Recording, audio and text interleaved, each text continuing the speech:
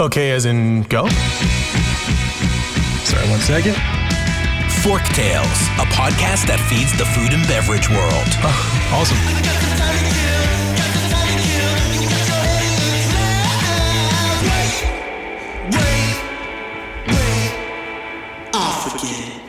Forktales is brought to you by Vigor, a branding and marketing agency for passion-driven, innovative restaurant, beverage, and hospitality brands. Learn more at vigorbranding.com. If you love what we're serving up, please give Forktales a 5-star review on your podcast service of choice. Think of it as a tip for good service.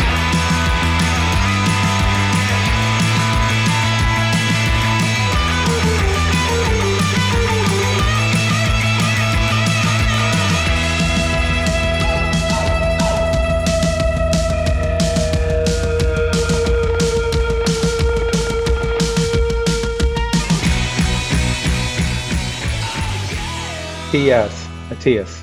Gotcha. Okay. Hey, everyone. Welcome to the show. Today, I am joined by Michael Attias.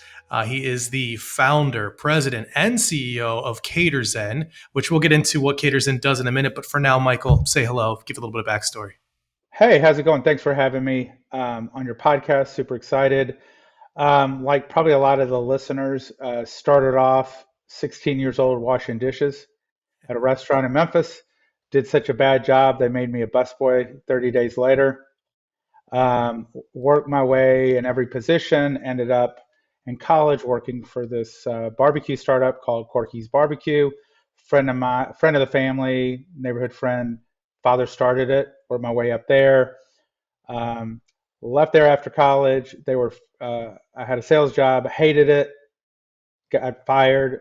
My boss said, "You need another month." I said, "No, just fire me now." Went back to Corky's and told them I wanted to be one of their first franchisees. I worked for half the day for free to learn the operations. I'd never managed, run, open a restaurant, waited tables to pay my bills, just got married, just bought a house.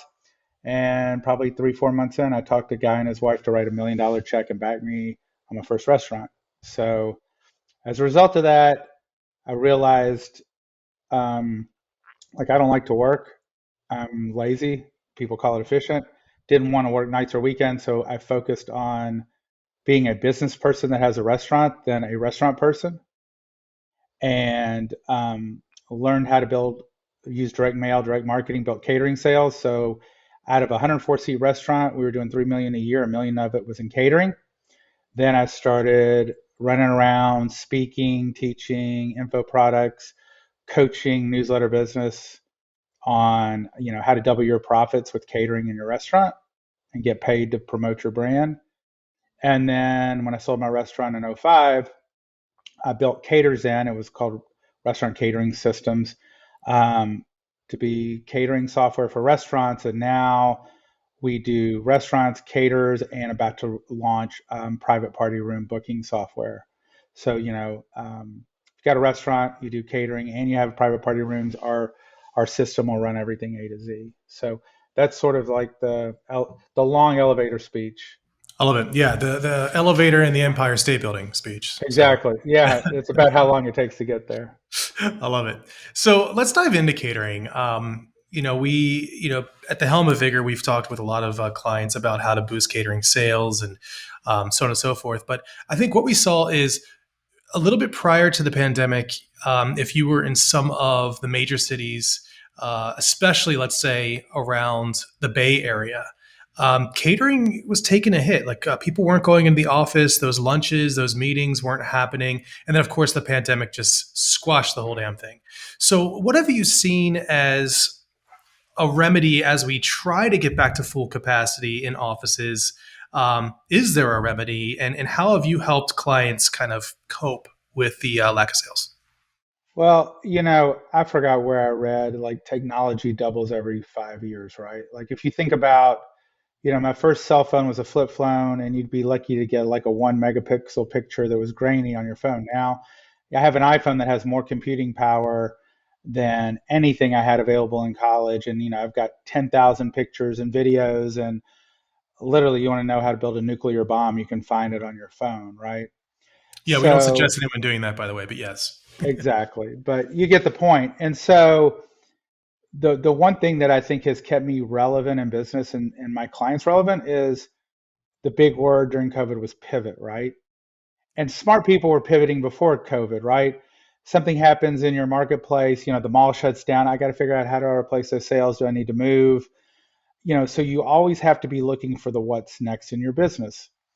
You're the branding agency today. This is what we're doing. Well, now, Facebook was relevant.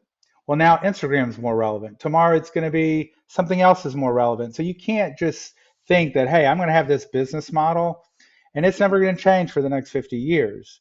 So it's more of a mindset. Unless you have an institution as a restaurant, and there are those that, you've been going for 3 generations, they don't have to change anything about it and they're packed, but most people have to pivot. So we pivoted our software during COVID to allow for where our clients were going. So family meals, like, look, we're not going out to eat.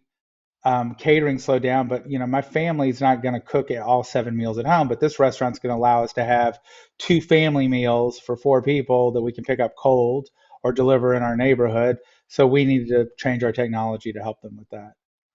Our best clients figured, great, there's aren't people in offices, but who is ordering catering?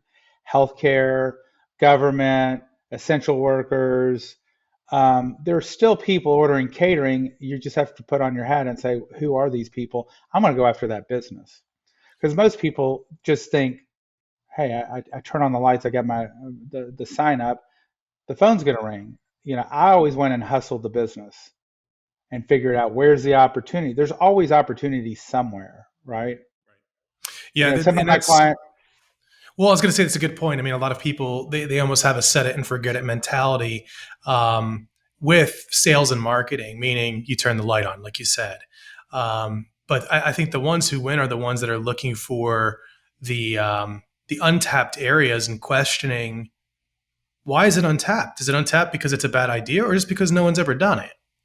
But even if other people have done it, right? There's still plenty of opportunity because let's say you own a Mexican restaurant, right? And you do taco bars, fajita bars, whatever. And I had a barbecue restaurant. People are not going to eat barbecue every single time they need the food, right? They want variety. So the question is how do I get on their radar screen to be one of the options? And there's other things that my clients pivoted. They did cooking classes via Zoom. So hey, we're going to deliver a box of groceries, and you and your wife and your family can make something from home, and it's going to be fun, right? Or I had a client. He sold groceries in the beginning of pandemic. He used our online ordering portal to sell toilet paper, ribeye steaks, because you're buying from Cisco or US Foods or whoever in bulk, and he's just packaging it down. People aren't going to the grocery store. Well, if he's willing to deliver to my house, what do I care?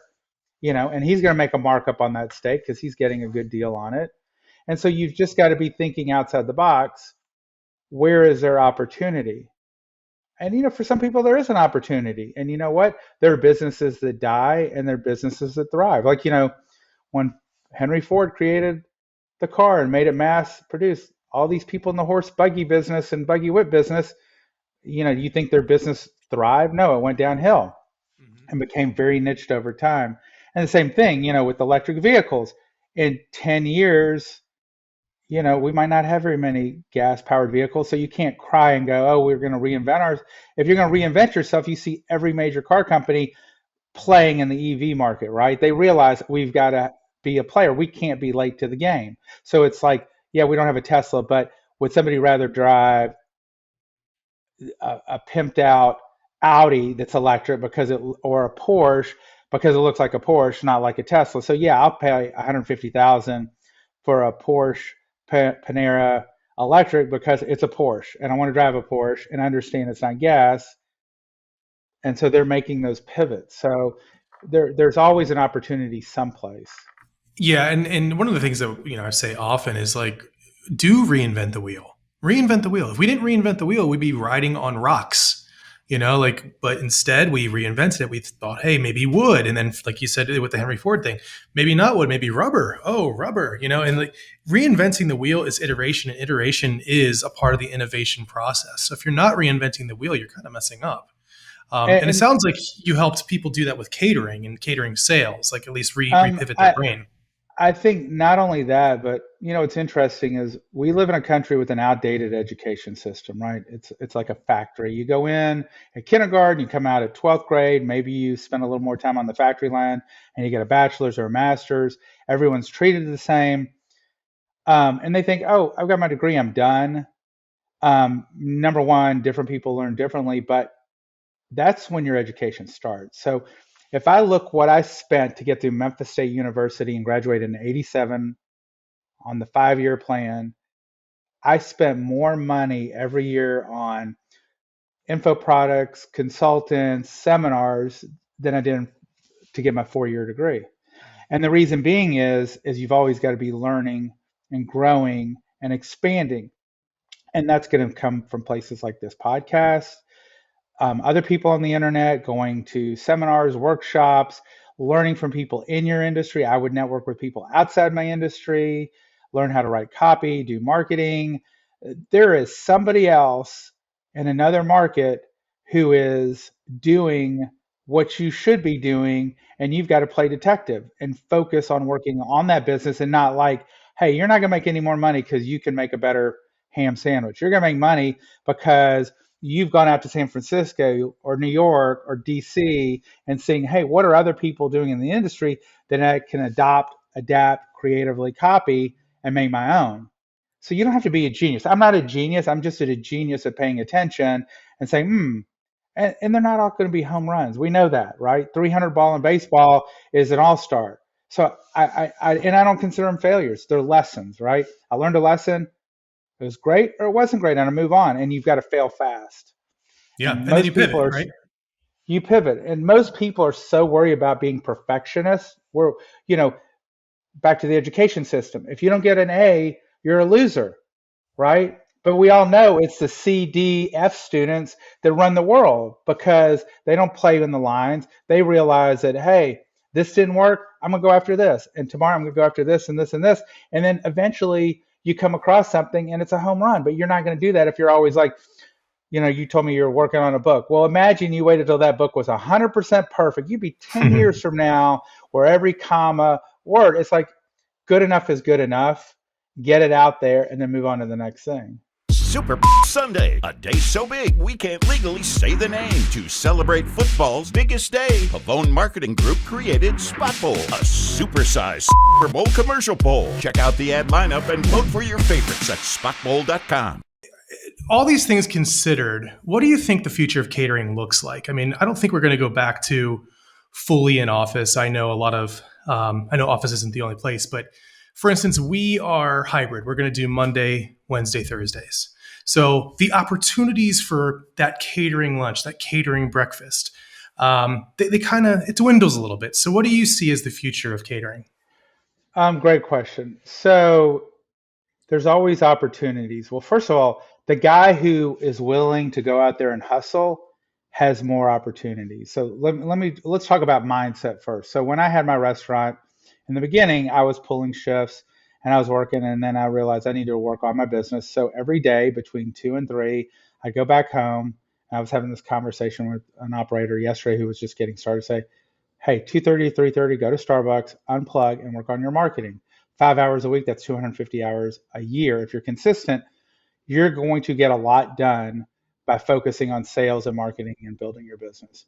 Then it's just simply identifying where are the opportunities. So for instance, there are going to be offices that are operational that do need those catering opportunities, right? You're not open 5 days, but if you're open 5 days or 3 days, you're not going to order in food 40% more because you're open 5 days. It's like, hey, we do once a week, we bring in lunch, or we have meetings once a month. So there's going to be that ramping up. Number two is a lot of these companies are they're finding alternative ways for their employees to connect. My daughter works for one of the big four accounting companies, and they have a budget for their teams or offices to get together outside office hours to connect. Like they're all working remotely for the most part, unless their team wants to go in the office. So she told me, oh, I was in charge of planning a happy hour for my team. So now you can go to these other people and say, hey, if you want to do team building or whatever, we have a private party room. we'd love to have your team come and we'll reserve you a big table to connect, right? So they still have that budget. It's just being creative and saying, this is what we can do for your team, using Yeah. a private party room. Maybe they're going to have something at someone's house. So it's reimagining it. I also think that going after full service events, weddings, holiday parties, just sort of figuring out where the market is and going after that, because most of these people are not getting called up, right? Like there's probably not somebody calling your office and saying, "Hey, can we do your catering business?" They're either, a lot of them went out of business, or a lot of them just, they were just reliant on inertia for the phone to ring. So if you're out there knocking on a door saying, "Let me introduce myself. Are there any opportunities for us to cater, host an event for you, whatever?" You're going to be more successful. You're going to make up for whatever you lost by doing that. Yeah, it's a good point, and I think there's another layer too. Being on this side of the of the equation, meaning I'm not an operator, and that is getting staff to come back to the office isn't necessarily easy, and it seems like every time we start to get traction, a new variant has hit, so it's a little bit bumpy. However, it's going to be about the perks, and great, I know you want me to come back, but why should I want to come back? So catering could be one of those perks. It's like, hey, look, come in on Mondays. That's when we have all of our meetings. And guess what? Every week we're going to have an amazing catered lunch. It's going to be yummy. It's going to be worth your while. It's not going to be pizza. Sorry, pizza. We love you. And there's certainly time and place, but like a real catered lunch from a great Yeah. spot. So if following your logic, that's where you go knock on the door and you talk to the president of the company and say, "Hey, come out and have lunch with me. Let me bring you lunch. And let me talk about a way to make your employees happier," right? Because they're maybe not thinking that way. And you're the guy bringing the idea, and put me in the rotation once a month. Let us do a fajita bar for your employees. They don't want to come in. And some companies are just going to have to deal with the fact people don't want to come in, and probably have to acquiesce to the employees because everybody's looking for people. I mean, nobody wants to go in the office, and that's fine. And I also think there's a thing called COVID fatigue. Like I'm over COVID, right? You and Like me both, I, brother. I don't, I don't, I've had it. I had it in the beginning. I've had both vaccines. I've had the booster. I feel like I'm relatively safe, right? I'm over anybody. You're a pro-vaxxer, you're an anti-vaxxer. I don't care. Don't force your opinion down my throat. I don't have an opinion to force down. Like let everybody be. I think everyone's over it. So people are like, "Oh, I went to party. A guy had COVID. No, I'm not worried. I had it. I'm not going to quarantine for 14 days because I was in the same room with somebody." I think people are they're over it, right? You Well, I know, think I think the administration's seeing that too. Not to get into the political front, but you're starting to see the talking points shift. You're starting to see admissions from the CDC about comorbidity rates via in conjunction with the right. death rates, and they're starting to try to pull the temperature back. Now, you could speculate and say that's probably because we're coming up on a midterm election and there's some fears of COVID fatigue, but nevertheless, we all benefit because the alarmism will start to come down, the fear will start to come Well, down. I mean, I can tell you in the last month, everybody I know has COVID. Like, I can't tell, it's almost like I know more people who've had COVID in the last month than don't. Like, my daughter Yep. texted me last night, "Hey, when did you know?" I was hanging out with some friends. One of them had COVID. I tested myself this morning. I have COVID. Feel congested, no big deal. Another friend, "Oh, yeah, I feel, 2 days, 3 days of feeling rough." So I don't think anybody's like running into the ventilators with Omicron, and they're just like, Yeah. "It's a bad cold. I'm over it." Like I'm not like fearful of it. And so people are they're going to get on with their lives. And then, a year from now, it's going to be like, it's the flu. We know, grandma who's sitting there, low immunity system because she's in chemo. Yeah, she's at high risk, but she would have been high risk for the flu, pneumonia, anything else. Right. And most people who are fairly healthy, they're going to get through it like a bad cold. I mean, again, I'm not a doctor, but that's sort of how I believe. And we are not a country to just sit inside. Now, there are some, like my daughter's roommate's mother has like 100 test kits and won't let anybody come to the house without a test. And she doesn't go anywhere, but that is such an outlier. If you told me, "Hey, let's have dinner, come to my house, but I want you to know that I had COVID, tested positive 5 days ago. Like, I don't care, you know, Right. I'm not that worried about it. Well, I think the temperature, as it comes down, more and more people are going to be, it is going to become like the common cold. I think one of the administration representatives has already said that. It's something that a lot of people, like one side of the aisle has said a lot about from the very beginning. But it's easier to hear that now as we see that Omicron, although incredibly contagious, is incredibly not dangerous. Right. And with that, hopefully we'll start to see that shift back. But the other side of catering is outside of the business, the B2C aspect, and it is at the at-home parties. And this is something we've constantly talked about with clients and internally, which is catering even the right word? Like my mom, when she's having people over, she never says, gosh, we really got to consider the catering. So it's more like, how are we going to get food to this party? Is there a better word? And is this something that you guys have talked about? We call it self-service catering, drop-off catering, party packs. Party pack. I mean, you know, I don't think the word, I think people understand if you are targeting the right, here's a perfect example. You know, we used to talk about catering your 4th of July party or catering whatever. So when you are niching the event, then whether you use the word party packs for, you know, the Super Bowl party, people understand it's catering, it's some kind of form of trays, whatever. So I don't know that the word is as important as the context, right? Like if you have a pool, right? You're probably, you know, and you've got, I don't know if you have kids, what age, but you have kids and you're going to, or neighbors, you're going to go, hey, we're having a 4th of July party at our pool, right?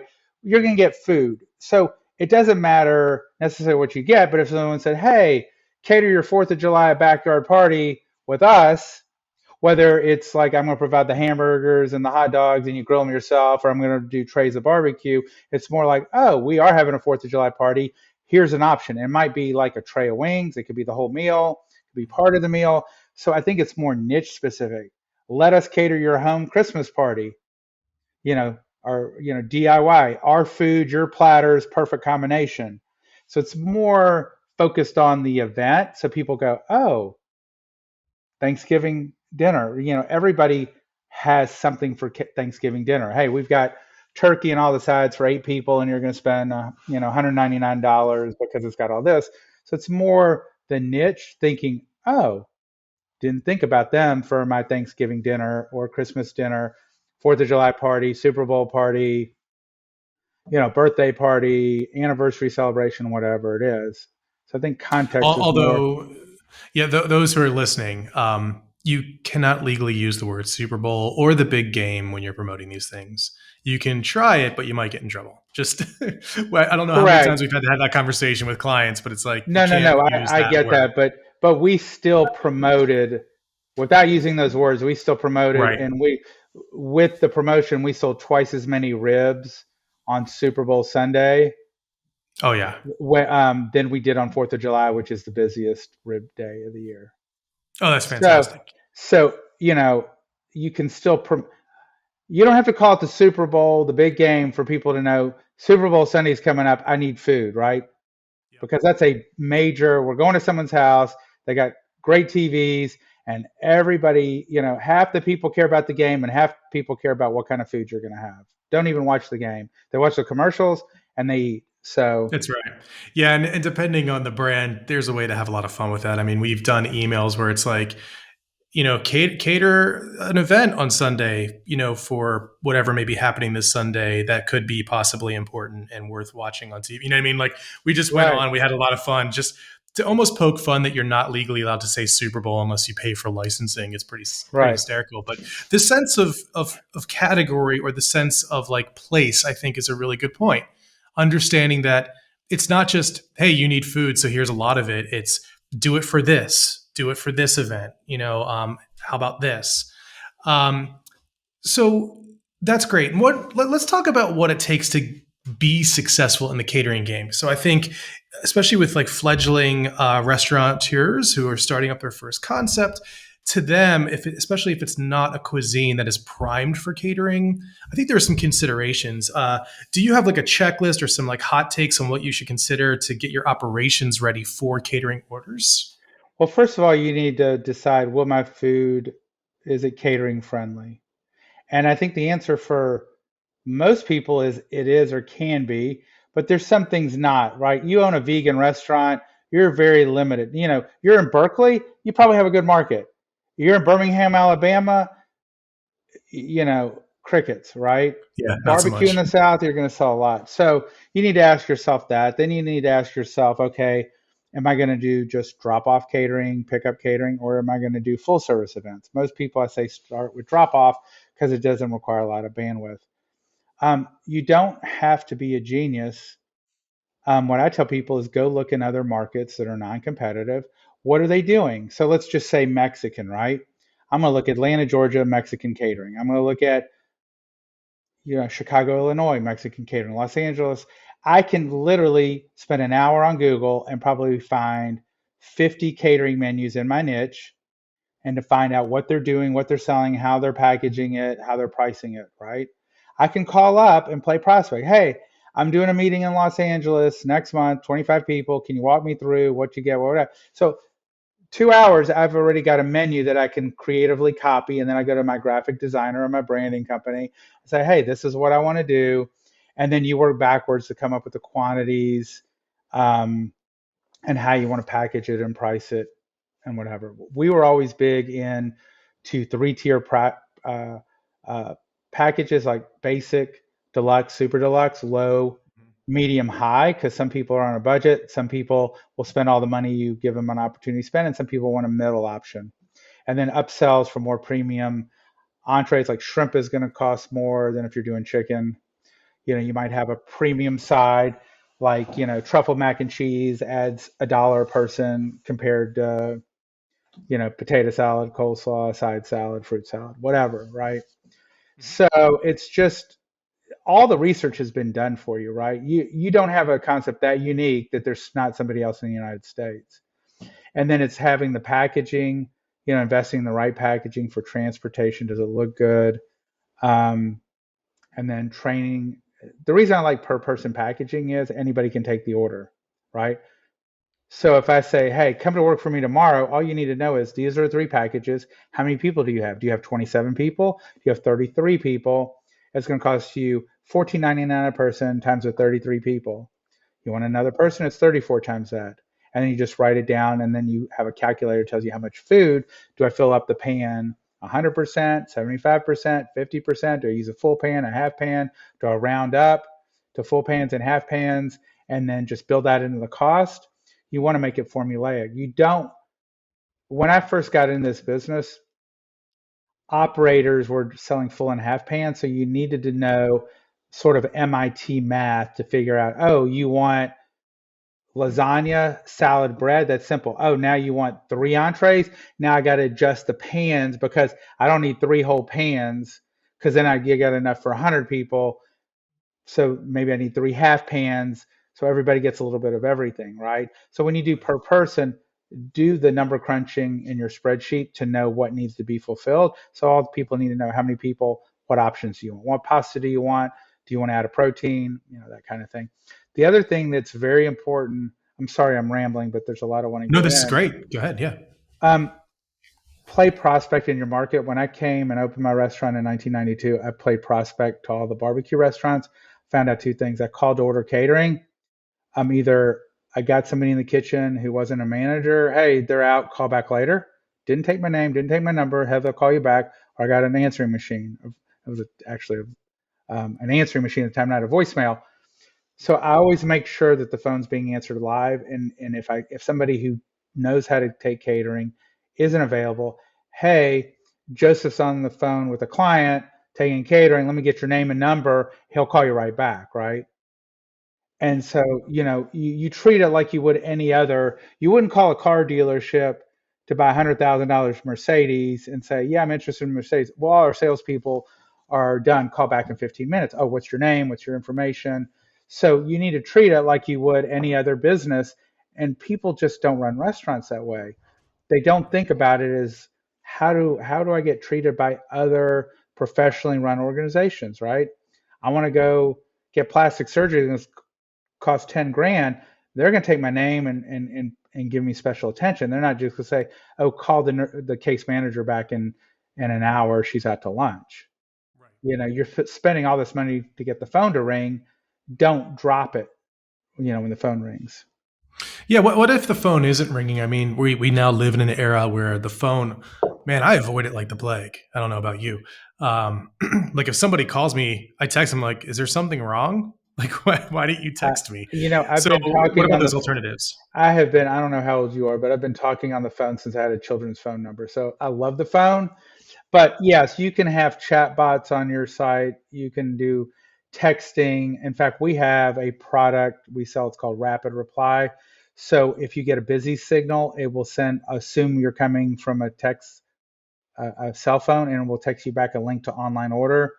And it will have a voicemail that says, hey, if you want to leave a message, or you want us to text another number, and then we can actually give you an interface that you can text people from a tablet or a laptop. So there are technologies to do that. But I think by and large, when somebody's planning an event and they're not an event planner, right? Like, you've never planned something, you probably do want to get on the phone because there's too many questions, right? I'm having 27 people over. It's not the same as I need to order 3 large pizzas. Everyone knows how to do that. Hey, I'm planning my wife's surprise 40th birthday. I understand in general how catering works, but I've got too many questions about, hey, we're going to have so many kids. When does the food need to be delivered? Do I need to put it in the oven? So you're going to have to pick up the phone. Just like you wouldn't probably not going to buy a house without talking to a realtor. If you love what we've served up, please follow us at Vigor Branding on Instagram, LinkedIn, YouTube, and Medium. Forktales is produced by the team at Vigor. Audio and video post-production is provided by Zencaster. Music performed by Jet Trash. It's easy for me to say this, but musicbed.com. a little bit harder in practice. But you really do Joseph handles his own hair, makeup, and stunts. And like you Copyright said, 2003 to 2021, Vigor Graphic Design LLC, all rights reserved.